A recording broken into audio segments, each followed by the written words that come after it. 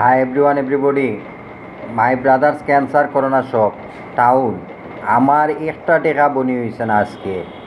1 টাকাও not the sale everyone everybody my 1 টাকাও not cost today believe me trust me queen আমার আজকে 1 টাকাও ইনকাম হয়েছে না বুঝছো নি